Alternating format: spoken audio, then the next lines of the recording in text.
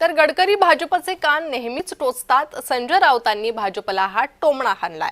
तर राऊत तुम्ही तुमचं बघा, भाजपचा राऊतांवर हा पलटवार. तर राऊतांच्या टोमण्याला भाजपनं पलटवार केलेला आहे.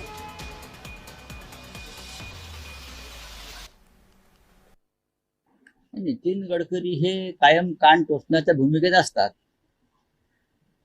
नितीन गडकरींची जर गेल्या काही काळातली वक्तव्य भाषण ऐकली तर त्याने कानच टोचण्याचा कार्यक्रम हाती घेतलेला उपक्रम. पण त्यांच्या कान टोचण्याचा काही उपयोग होतोय का हे पाहायला पाहिजे. पगारी नेते संजय राऊत यांना मला सांगायचंय, महाराष्ट्रामध्ये देवाभाऊंच्या नेतृत्वात लोकांनी निवडून दिलेलं कायद्याचं राज्य आहे. फलटण प्रकरणात योग्य ती चौकशी होऊन दोषींवर कारवाई केली जाईल, कुणालाही सोडलं जाणार नाही.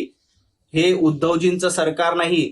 पालघरमध्ये साधूंची हत्या झाली, तुमचं सरकार गपगुमान बसून होतं. लोकांचे मृत्यू तांडव सुरू होते, तुमचं सरकार घरात बसून होतं. हे देवाभाऊंचं सरकार आहे आणि कायद्याचं राज्य आहे. फलटण प्रकरणात जो कोणी दोषी असेल त्याच्यावर कारवाई होईल.